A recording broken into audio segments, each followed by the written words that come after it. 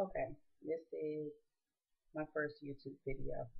Um, I wanted to do it about my eIndian hair that I got from eIndianhair.com. I got the curly Indian hair. When I first got it, it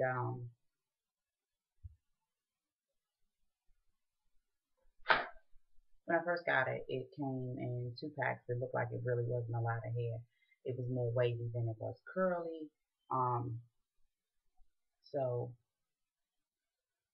I'm just doing it because I feel like I look a hot mess, but I'm still looking a hot mess, but whichever. So anyway, when I got it, it came in the two normal plastic packs, I guess, that you get any kind of hair in, even if you go to the beauty supply store. So I took the hair out. I smelled it, big on smells, and it smelled like that plasticky, ooh, yucky smell. So I took my flat irons because I really wanted to see if it was human hair and if it was going to act the way that they said it would. So I flat ironed the hair and it did just fine, no problems. So I then, because I couldn't stand the smell, and because sometimes when I get my hair braided, it irritates my neck, um, I washed it. I washed it and conditioned it. And, like in all the videos, they tell you that when you do your hair, like the curly human hair, you're supposed to scrunch it and all of that stuff. So instead of scrunching it, of course, I couldn't scrunch it because it was still bound. Um, I set it flat with the track part up. I set it flat and let it dry that way. And when it did dry, it was so curly and pretty, which just the way I wanted it.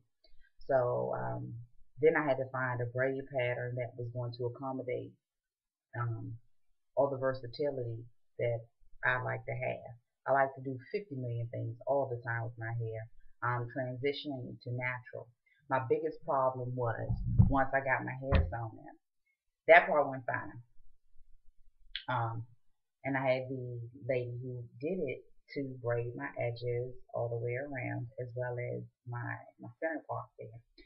And she did a great job braiding it. But again, I'm transitioning, and like part of my transition, like I really didn't pay much attention to my, the gap, the weak point from your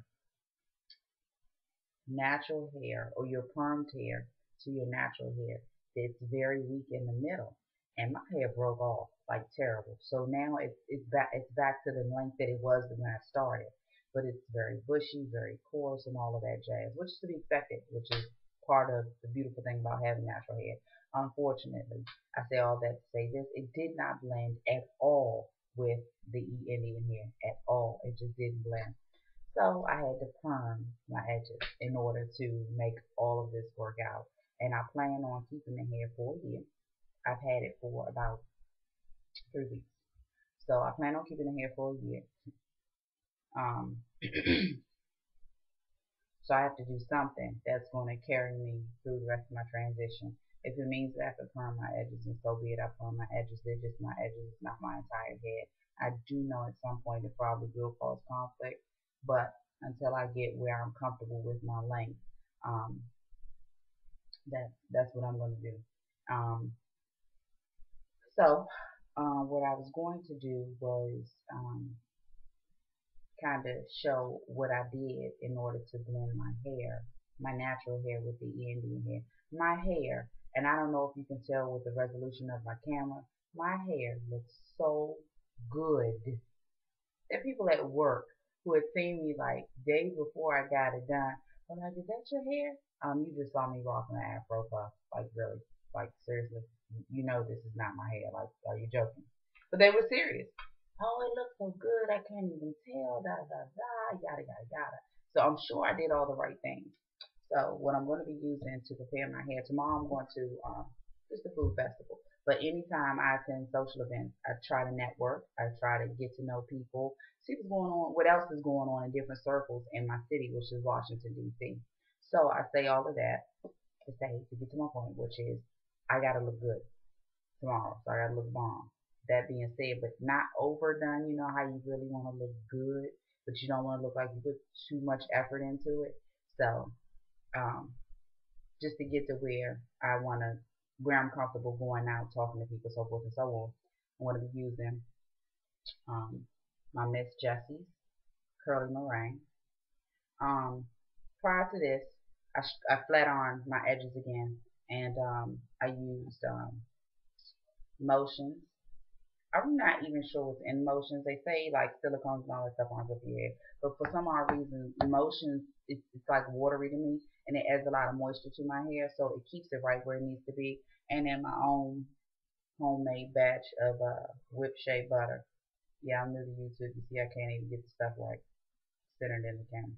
Anyway, so after I flat ironed my hair, I had already moisturized. I did this earlier today.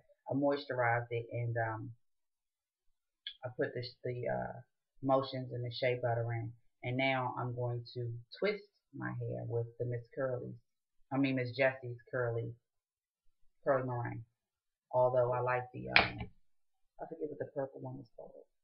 So when I first started, when I came on, you can see where I had already begun to pull down my natural hair, which isn't too short. Right? It's not super long either. Yeah. I had already started to separate it. And I don't know if you could tell, but even like where she sewed it in, it's like the way she did it, I don't know. Like it looks like a part. It looks like a part, and your hair is there, but you can definitely tell the two textures are different when you look at it that close. So what I did was a braid pattern. I don't really know what she did, but she left out what I needed her to leave out, which was in case I wanted to wear my hair down the middle, I can do that. If I wanted to wear a slight part on the side, I could do that. I don't really care if people know I'm wearing track, but at the same time, I don't want it to look like I got a wig on. I'm not a fan of wigs. I'm transitioning. I just, for some people, I guess it's your thing. But for me, I absolutely loathe wigs. Like the whole snatching of the wig off. I know it might sound ignorant, it probably does. But for me, it would make me like extremely self-conscious. And especially because I'm clumsy and I work in a place where my hair could get caught and it just wouldn't work for me. So that being said, that's why I did what I did. So basically, all I'm going to do, I can't cornrow or lick to save my life, but I can twist my heart out. I'm just going to take each little portion. I'm probably going to wear my hair all back. So I don't like that defined part. Yeah, actually, why don't I do it that way? Because I really don't know what I'm going to do. See, that's why I have to have this braid pattern.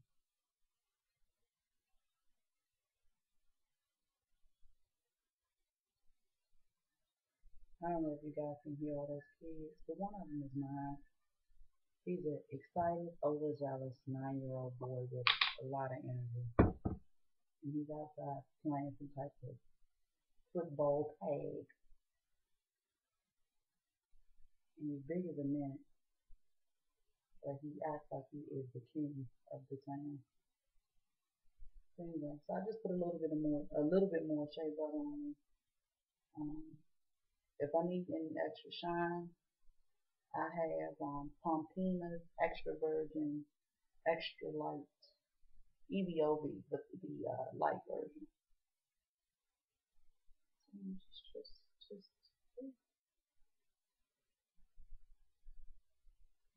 twist around.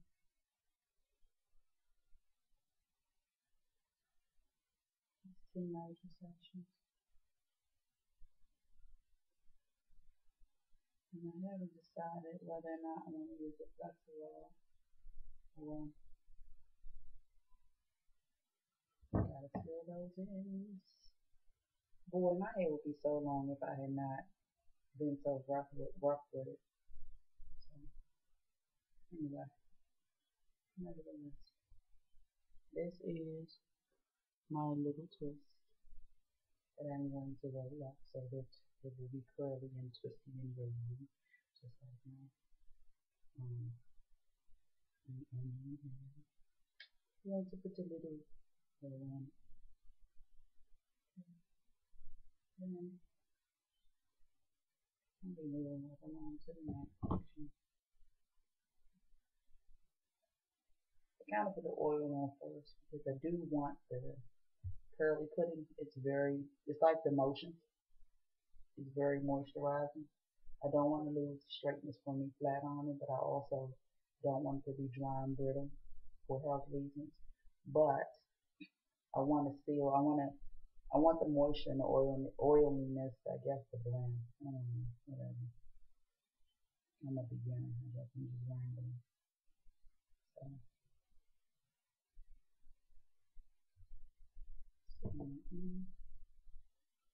tomorrow's gonna look bad on me.